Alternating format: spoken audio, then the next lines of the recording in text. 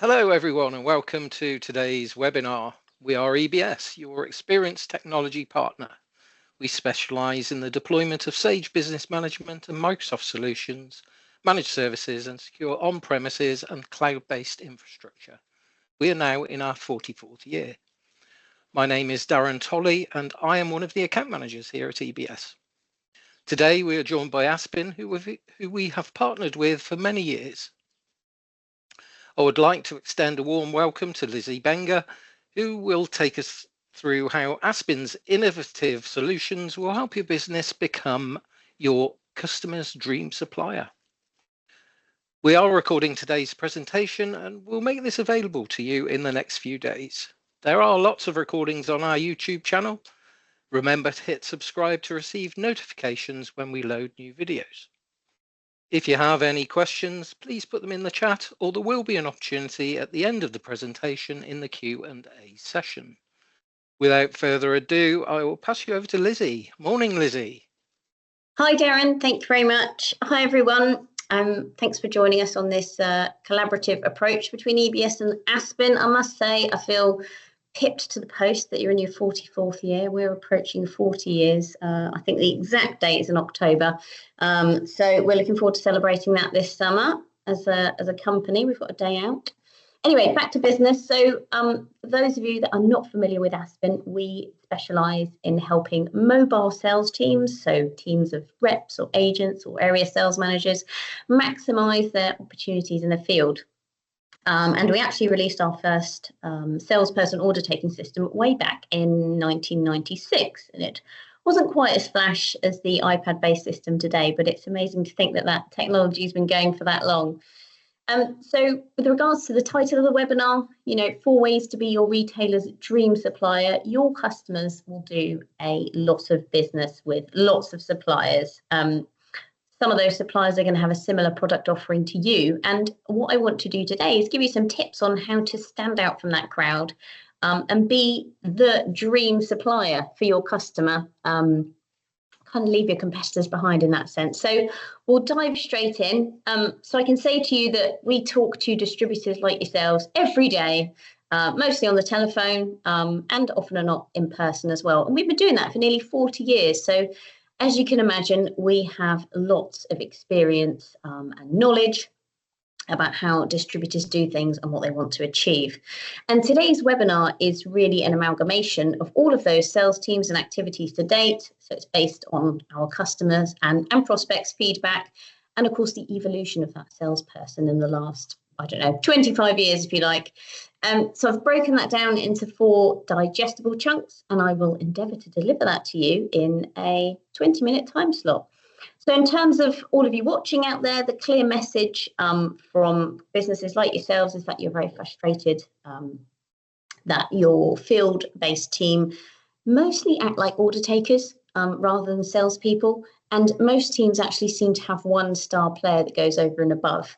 And what you'd really like is to get the rest of the team up to scratch. So whether you're managing a team of 2 or a team of 15 or a team of 40 salespeople out in the field, this advice applies to sales teams of all sizes.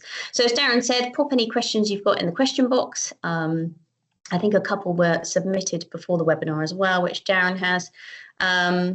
And let's get started with the first area that your sales team should focus on during a sales call. So, number 1, your brand. So if you think about the end consumer, so that's you or I or Darren in a shop looking to buy something, then the brand value is going to sit very much in that physical product. So if I want to buy a pen, I'm going to be looking at the material, the feel, the quality of that item. It's going to be really reliant on factors such as price point, look and feel. But if we take a step backwards in a supply chain and we think about what that brand value is for your customers, so they might be retailers or similar, brand is actually a far more complex notion, and that's going to be bound up with things like supply chain and service, reliability, and of course sustainability with the product. So let's have a look at what brand means for the customer-supplier relationship rather than for the consumer. So I'd like you to have a think about what a retailer might say about your brand and how it feels for them to be a customer of yours. And I'd like you to keep that in mind over the next slide or two.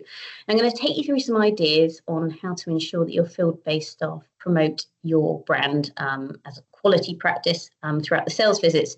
So these are things that one would hope your customers will come to know and love about you and associate with you and your brand. You know, you need to help them recognize your style and your approach as the one that's distinctly professional within your field, that your salespeople are really thorough and their conduct is of a high quality. I would say that your retailer needs your brand and all of those values that sit behind it more than ever. We know that all of our markets are really saturated. Costs are rising, of course. I think we can all say that we've noticed price increases in all areas of our life. You know, from a consumer point of view, you know, the likes of electricity and food and fuel, you know, they have all hiked in price recently. But I think contrary to popular belief, people aren't always looking to buy on cost because there's always going to be someone out there that will do it cheaper than you.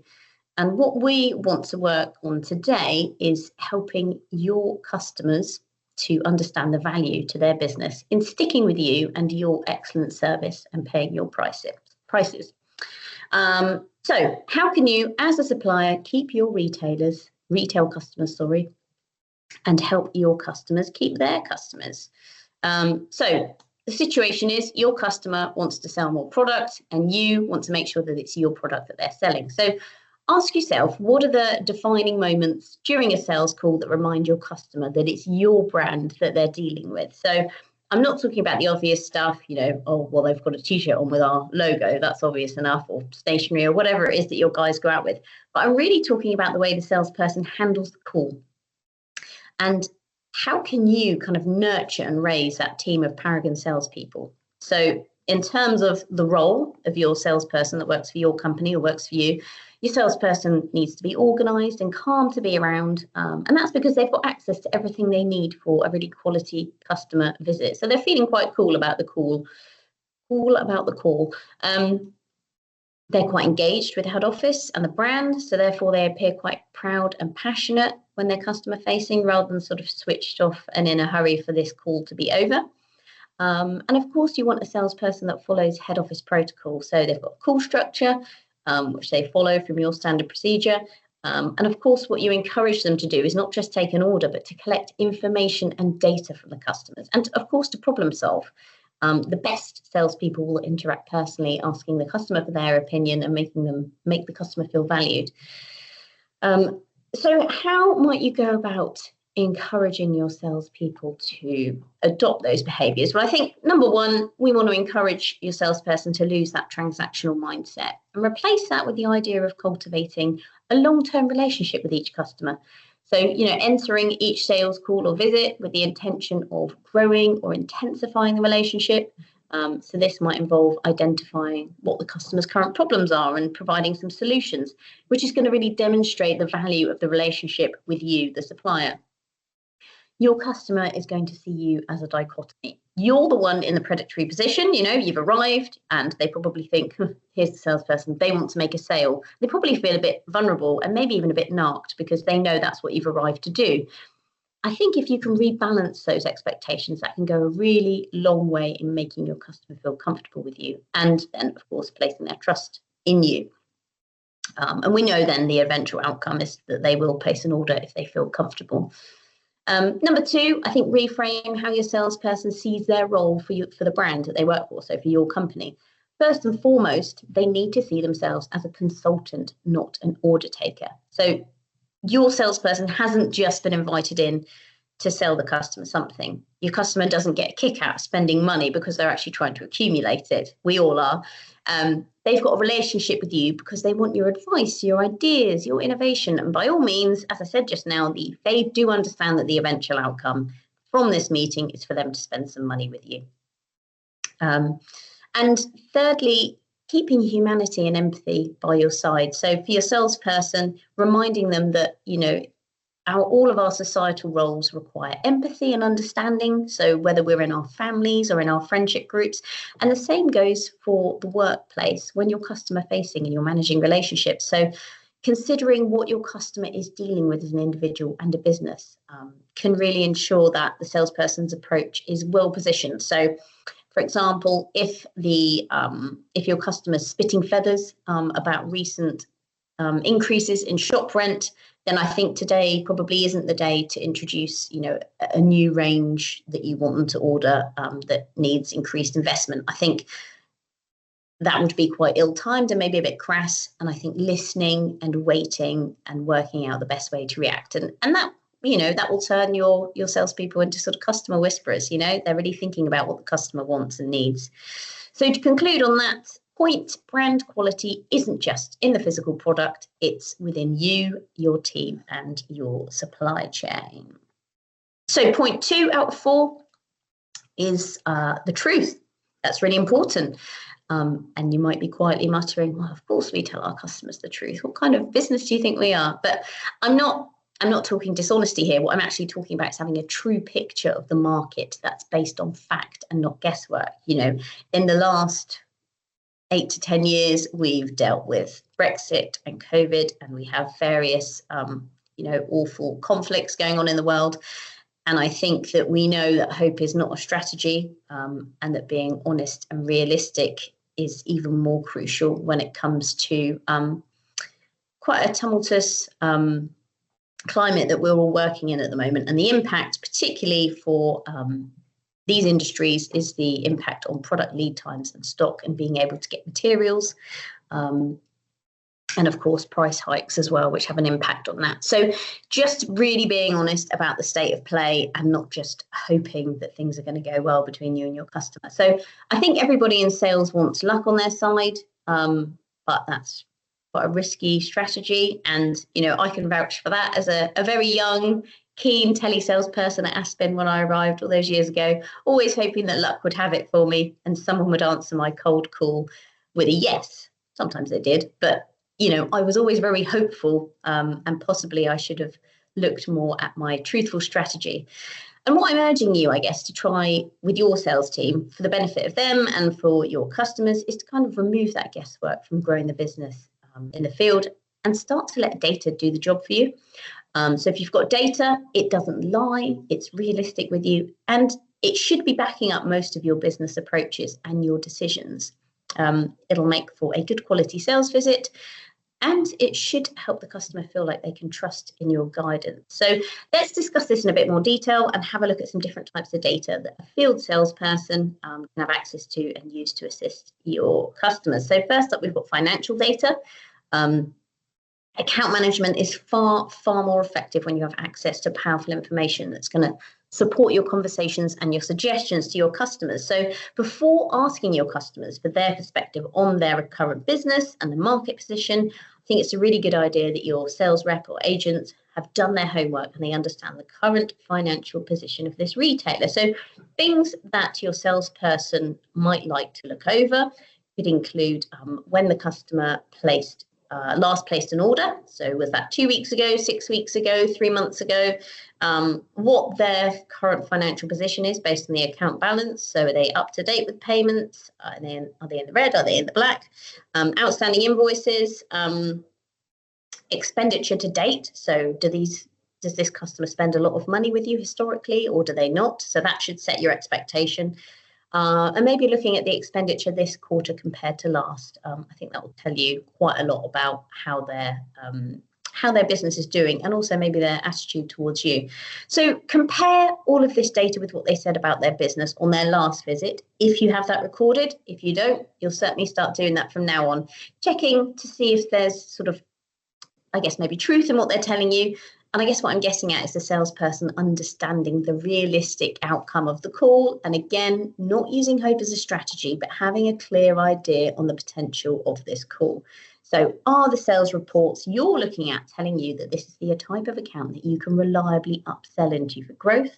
Or do these reports suggest that that's pointless because this customer so regularly struggles to pay their invoices? Another report, a really simple sales by customer report, that's going to tell you all you need to know about the accounts that spend more with you versus those that don't. So before we move on, just to reiterate that point, with an example of how to remove reliance on luck during a sales call. So if you were informed by the customer ahead of the visit that their budget is available and you know that your new seasonal range is ready to order, then I think it's reasonable for you to expect to employ some upselling and to walk away with a pretty sizable order and some growth within that account. You know, it's yours to win there. Your next customer might be struggling to pay their invoices, in which case you can expect to make some recommendations on how to display their existing stock. So you might do some tidying up and some merchandising for them, and maybe offering them some end-of-line items at a discounted price. So it's all about setting the salesperson's expectations on what they can achieve in that call. So to conclude there, balancing sales intelligence with your customer's opinions so that you're realistic in your advice and your sales approach for that specific account. And the second type of data we want to look at is product data. So when your salesperson's planning a call and selecting some products to discuss with a specific customer that's maybe struggling to sell the current lines, are these products picked at random, or are they based on what's selling well within a territory in that specific quarter or financial year? So are those products relevant in helping your customer? So if you've got another customer that's really successfully selling some lines, you could look at what they are doing to facilitate this, or what factors are contributing to this success. And then you can use these ideas to make recommendations for other customers. So if we have a look at some product performance data or intelligence, what sort of suggestions could we have for struggling customers? So, as I said, always back up those recommendations with evidence, because this customer can't afford to make a mistake because you winged it, because you wanted an order. You need to use performance reports to look at how products have made the biggest impact in your territory and nationwide. So if you're having a conversation with a customer, you can show them the report on the iPad and say, look, this product is doing really very well in this territory. I can recommend it based on this report.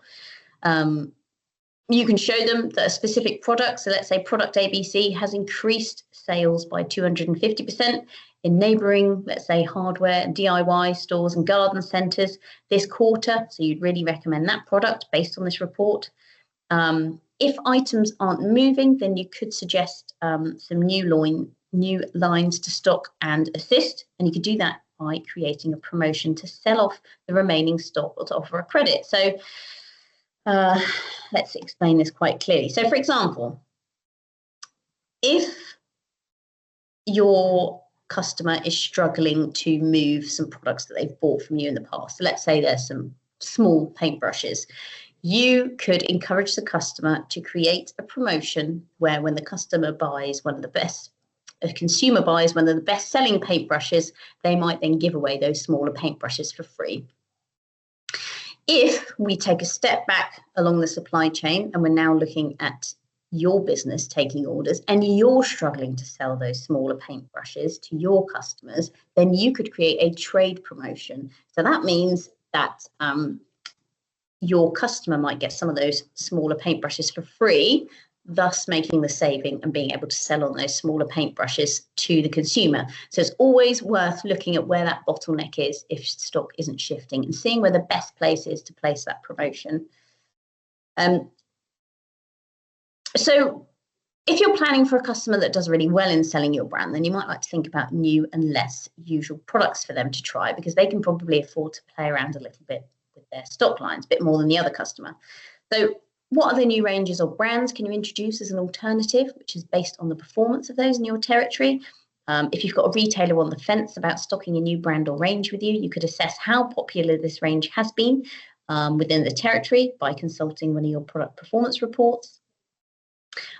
It's also worth considering that if the brand in mind that you're looking at, or the products are being sold on the same street, it's probably ill-advised to sell that to one of their direct competitors, because you might put another customer's nose out of joint. So again, it's all about looking at who's stocking what and making the best recommendations.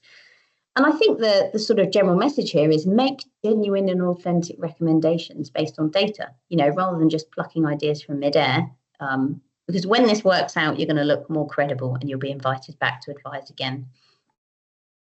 And finally, you can go about making your own data on a call. So when it comes to doing a stock count on a call, if that's something that your sales team do, you're actually creating your own live product data on the job to compare with your customer. So If a customer suggests to you that a line hasn't sold well, which they will do over time, they get confused, they're dealing with a lot of suppliers, and you beg to differ, what you can do is you can do a stock count of the stock in the store, and then you can compare that to what you sold the customer on your last visit. So then you could have a report in front of you, one of them says, yes, you're right. You ordered 10 of these from me last time, and actually only 2 have sold within 3 months. Probably we shouldn't order any more of these. But you could also have a stock count report in front of you that says, you've sold 75% of what you ordered from me 2 weeks ago. The data says this in front of us. That's a recommendation which is trustworthy. I recommend that you should order a lot more of these, maybe double what you ordered last time. So to conclude on using data, making evidence-based recommendations builds trust because you know what you're talking about. Okay, good news. We're halfway through. We're on to number 3. So delivering expertise and taking responsibility. So what am I talking about here? Well, let's think about what kind of supporting help you can offer your customers to maximise their chances of selling your product and keep them coming back to you. So your customers do need help with your products. So I'm talking about visual assistance that's going to ensure that your product's in peak physical condition is really key here, otherwise known to most of us as merchandising. So let's take a deeper dive into what sort of support you can give your customers when it comes to marketing the products they've purchased from you. So I think you'll all agree, distribution isn't just about taking orders and then disappearing for 6 weeks or 6 months, whatever your call cycle is. You need to stick with those products and nurture them to ensure that they are sold. Don't rely on the customer to necessarily do that. So I'll give you some merchandising scenarios to unpack. So scenario number 1, you're installing a new point of sale. How do you get inspired? Well, if your company and your sales team are very passionate about your products, they're going to want these displays to pack a punch when they're setting them up. So if you're installing something new for a customer, where can you draw inspiration from? So your surroundings or your environment, other customer sites, or maybe some head office guidance. And from experience, the salesperson that's most inspired and builds most effective points of sale have access to things like images of other customer sites selling similar items, branded crib sheets from head office, so giving guidance on how to display things and how to make the products look the best, materials and modules to build the display. That's really important, and those should have been sent with the stock. So, if you're building a spinner, you need the actual stand that spins to do so. And if that doesn't arrive with the stock, that's a real pain. What does the customer do then? They either don't put the stock out and it doesn't sell, or they sort of cram it in with other products, which compromises your products. And of course, guidance for the retailer on how to maintain that display in your absence. That's really important. So leave them with an image of that finished and stocked display for them to refer to when they're tidying up.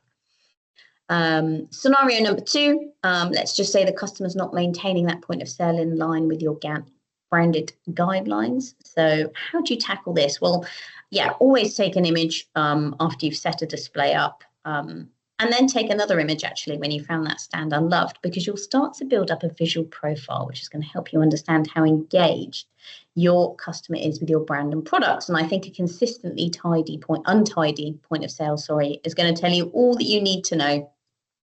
So things to look out for, do you think your brand is well balanced with competitive and non-competitive products? Or actually, do you think that your brand's totally diluted and drowning under other products that you didn't sell to your customer? Do these products respond well to sitting on their own or with other products? And has that compliance sort of been followed? Do you want to change the display because it hasn't been very effective?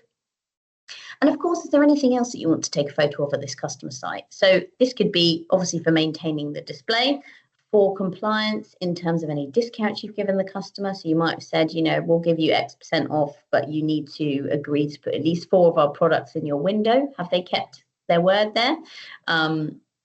And again, it builds this visual profile of the customer, and you can build up that bigger picture, and you can decide whether they're engaged with you, whether they're quite messy or careless, whether they're very dedicated to your brand. So it's a really useful tool, taking photographs and storing them. And then scenario number 3, moving unsold stock. So again, maybe using photos from other customer sites that have successfully moved this stock on and sold it to the consumers. So how can they inspire this customer?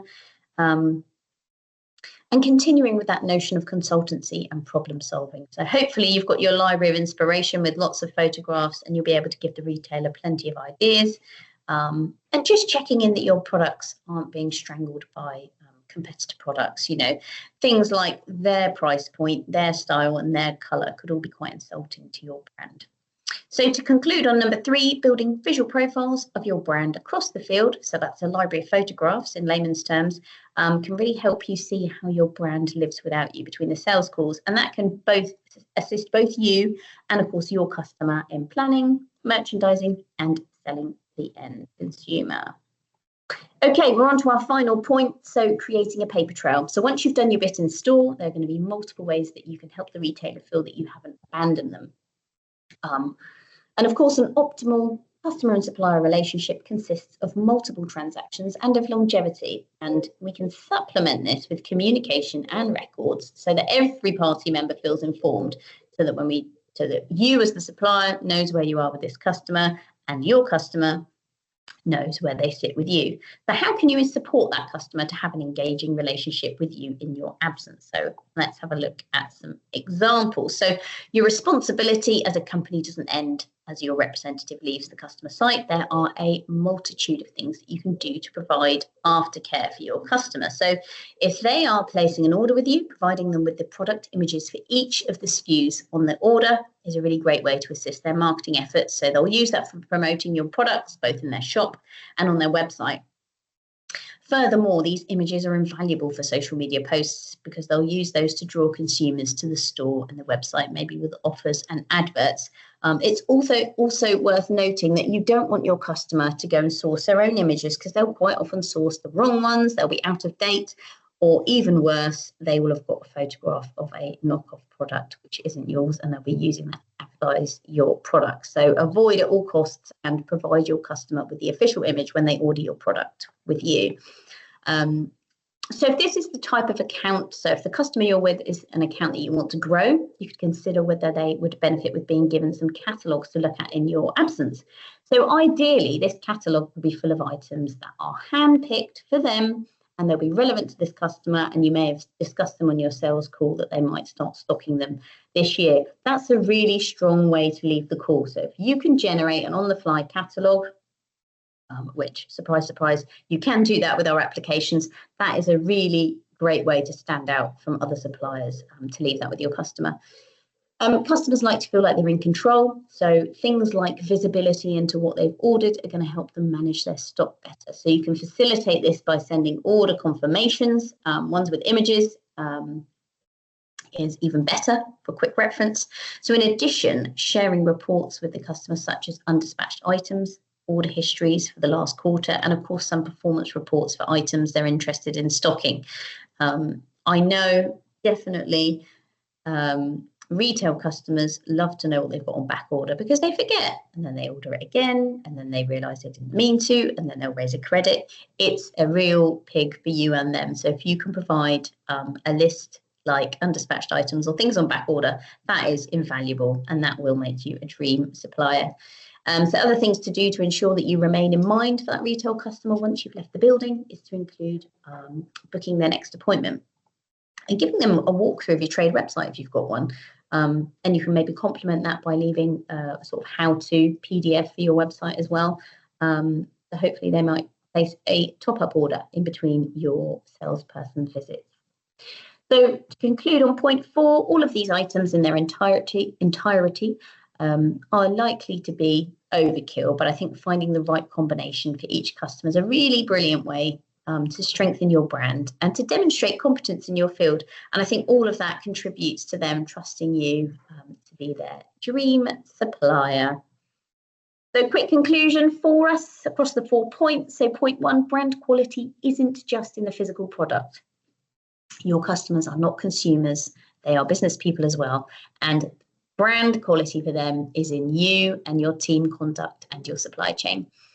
Conclusion 2, balancing sales intelligence with your customers' opinions ensures that you're realistic in your advice and your sales approach for the customer account that you're servicing currently.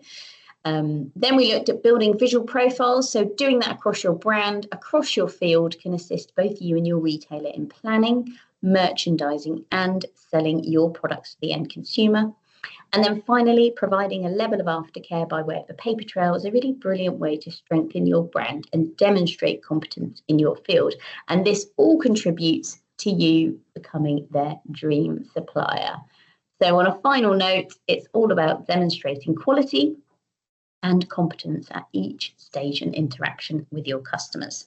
So if you'd like to pick my brains a little further on today's topics, I'd be really happy to spend 30 minutes with any of you on the call in the coming weeks, or in fact, if anyone wants to watch this as a recording afterwards, please get in contact. My email address is in the bottom right-hand corner there. That's lizzieb@aspin.co.uk. And maybe I can help you make some quick changes to your sales team process. So as I said, contact details on the screen. That is all from me. Thank you very much for listening and watching. I'm going to hand back to Darren now, and I think we might have a couple of questions to run through. Thank you. Yes, thanks, Lizzie. Fantastic.